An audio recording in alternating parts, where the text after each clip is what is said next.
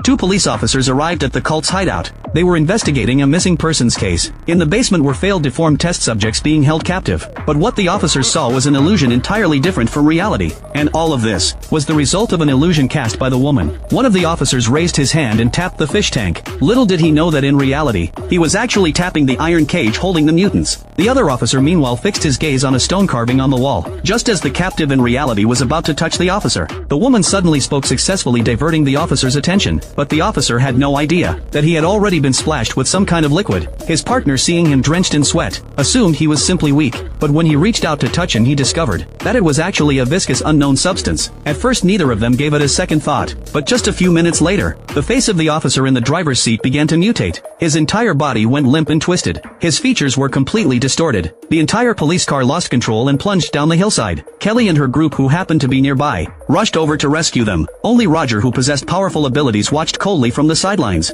He had absolutely no intention of getting involved in this mess. When Corey reached out to pull the officer, she found his body to be limp and boneless. Moreover, his hands were covered in a sticky substance. But at that moment the two of them just wanted to get the officer out as quickly as possible. However, when they pulled him up, his face instantly terrified them both.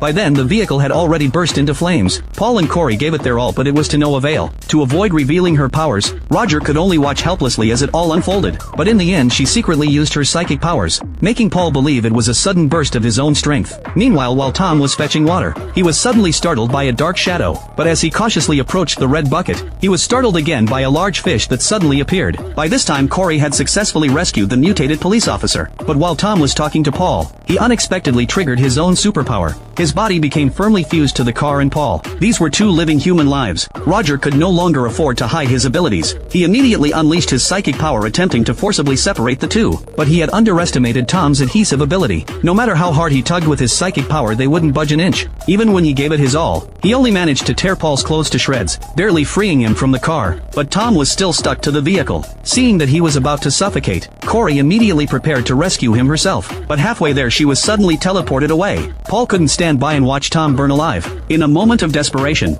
he tore open the car's metal body with his bare hands. He successfully pulled Tom to safety. Roger took the opportunity to move the car far away. Just then Corey teleported back holding a scythe. Only after confirming everyone was safe did she finally relax. Her adorably clueless expression left Roger feeling utterly exasperated. Just yesterday, he had intended to secretly test Corey's superpowers. Instead, Corey accidentally teleported onto the pirate ship. Faced with bullets flying toward her, Corey triggered her teleportation ability once more. She escaped unharmed. Looking at the bullet holes in her clothes, she finally realized that everything that had happened was real. Just then she noticed Roger standing nearby. She was about to say hello,